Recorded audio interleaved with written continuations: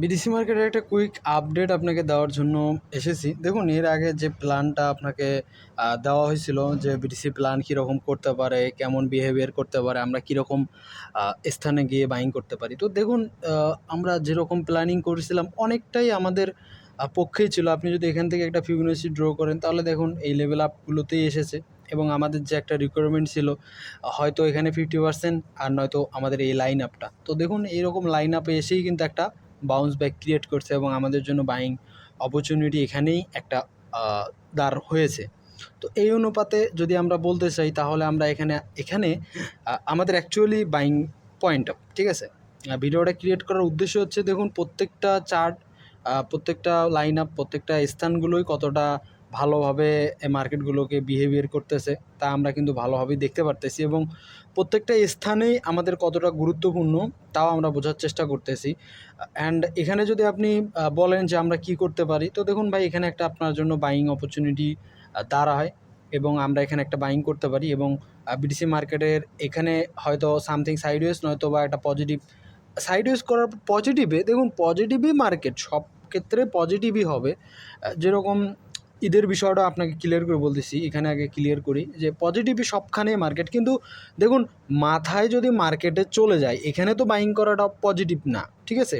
অবশ্যই something retracement, something নিচে এরকম না হওয়া পর্যন্ত কখনোই এরকম বাইং করাটা আমাদের জন্য গ্রহণযোগ্যতা নয়। কারণ এই যে বিটিসি এখান থেকে যে নিচে আসলো, এই জোনটা আসলো, এখানে অবশ্যই আল্ট মার্কেট 4% 5% ডাউন এসছে।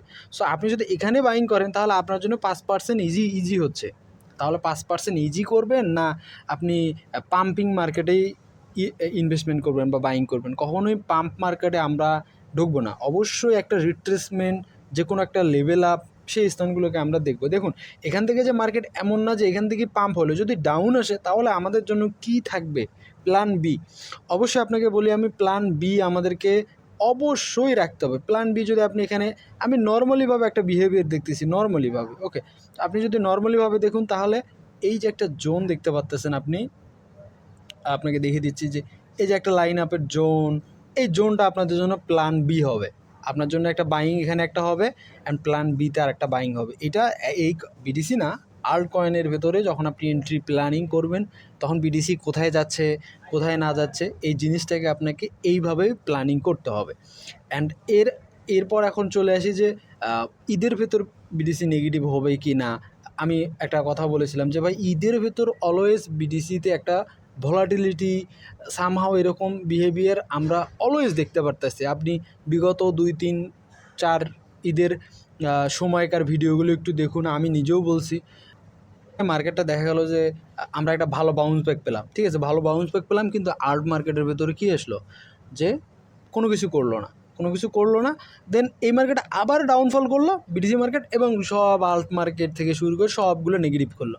তো এইটাই হচ্ছে ঈদের একটা ভলাটিলিটি বা ডাউনফল, ঠিক আছে। ডাউনফল তো হবেই অবশ্যই, স্কাইফল বলুন, ডাউনফল হবেই। তো এই রকম একটা প্ল্যানিং আমি মনে করতেছি যে একটা বিদেশির ভেতরে বা ঈদের ভেতরে, আমি ঈদকে একটু খুবই সেন্সিটিভভাবে দেখি যে আসলে ঈদের ভেতরে এরকম হয়ে থাকে, হয়ে যাচ্ছে, মানে হয়ে আসতেছে। যদি এমনও হইতে পারে ঈদের ভেতর হইলো না, দেখবেন ঈদের পরের সপ্তাহ এরকম একটা ভলাটিলিটি মার্কেট ক্রিয়েট করতেছে। তবে এখানে যেরকম প্ল্যানিং হচ্ছে, আপনি যদি একটু এর প্রিভিয়াস ডাটাটা একটু দেখেন তাহলে সেখানেও একটা ভালো প্ল্যানিং আমার মতে আপনার চোখে পড়ার কথা। এখানে একটু একটু লক্ষ্য করেন তাহলে অনেক কিছুই আসলে আমাদের চোখে পড়ে। যেমন এক সপ্তাহব্যাপী এখানে একটা ডাউনফল ক্রিয়েট করার পর পজিটিভ ফল ক্রিয়েট করছে, এরপর একটা নেগেটিভ ফল ক্রিয়েট করার পর একটা পজিটিভ ফল করার পর আবার একটা নেগেটিভ ভালো ফল করছে। তো এখানে যে বিষয়টা আমার চোখে পড়তেছে সেটা হচ্ছে, যদি এই ক্যান্ডেলটা হয় আমাদের নাও টাইম একটু দেখেন, নেগেটিভনেস সব দিক দিয়েই আমাকে দেখতে হবে, সব প্ল্যানই আপনাকে করতে হবে, সব কিছুই আপনাকে ভেবে নিতে হবে। কারণ মার্কেটটা প্রচুর পরিমাণে হাইপ চলতেছে এবং হাই ভ্যালুয়েবল প্রাইসে আজকাল দিনকাল যাচ্ছে। সো সেই ক্ষেত্রে আপনি যদি এমনটা হয়ে থাকে আমাদের, তাহলে এইরকম একটা ডাউনফল আসতে পারে কি না? আসতে পারে, অবশ্যই আসতে পারে। তো সেই অনুপাতেও আমাদেরকে একটু ভাবনা চিন্তা করতে হবে যে আমরা এই সপ্তাহটা এরকম পজিটিভ দেখতেছি, এর সেকেন্ড থার্ড সপ্তাহগুলো কি নেগেটিভ হবে কি না? এরকম কি ভাবা যেতে পারে না? অবশ্যই ভাবা যেতে পারে ভাই। সব দিকেই আপনাকে একটু লক্ষ্য রাখতে হবে যে আসলে আদৌ আমরা মার্কেটটাকে কতটা আ স্থির পাচ্ছি এবং মার্কেটগুলোকে কতটা আমরা পজিটিভ পাচ্ছি বা পজিটিভ পেলেও কীভাবে পাচ্ছি। একটা ধরাশা থাকে না? ধরাশা কিন্তু এখানে ক্রিয়েট করতেছে, ক্রিয়েট করবেই। এমনটাই তো একটা লেভেল আপ, এমন জোনই তো বর্তমানে হয়ে আছে যে আসলে এখানে মানুষ কেউ বলতে পারতেছে না যে আসলে এখানে আদৌ মার্কেটটা আমাদের কি বাউন্স ব্যাক করে এক্কেবারে পজিটিভলি এখানে ক্যান্ডেল এইভাবে বাউন্স ব্যাক করবে? না আমরা এখানে একটা ভোলাটিলিটি মার্কেট বিদ্যমান দেখতে পারবো। তবে অবশ্যই আপনি ভালো মার্কেটেই দেখবেন। তবে যে ভোলাটিলিটির কথা বললাম না, এইটার জন্য আপনাকে অবশ্যই কেয়ারফুলি থাকতে হবে। কেমন কেয়ারফুলি? যে মার্কেটটা হয়তো বাউন্স করবে, আল্ট মার্কেট পজিটিভ করবেন না, বাট মার্কেটটা এখানে ভোলাটিলিটি ক্রিয়েট করবে। একটা ডাউনফল করলো ১টা ২টা ক্যান্ডেলে বা ২ দিনে, যেরকম এখানে একটা ক্যান্ডেল ক্রিয়েট করছে, এরকম একটা ক্যান্ডেল করলো। তো এইজন্য আমাদেরকে একটু কেয়ারফুলি থাকতে হবে। ঈদের সময়ে ট্রেড প্ল্যানগুলো রাখতে হবে, স্টপ লসগুলোও রাখার চেষ্টা করতে হবে। And second plan, B plan, C plan অবশ্যই রাখা উচিত আমাদেরকে। না রাখলেও একটা ভাবনা চিন্তার ভেতর রাখতে হবে যে আসলে আমি যদি এখানে নেগেটিভ হয় তাহলে আমি কী করব? যদি পজিটিভ হয় তাহলে আমাকে কী করা উচিত থাকবে?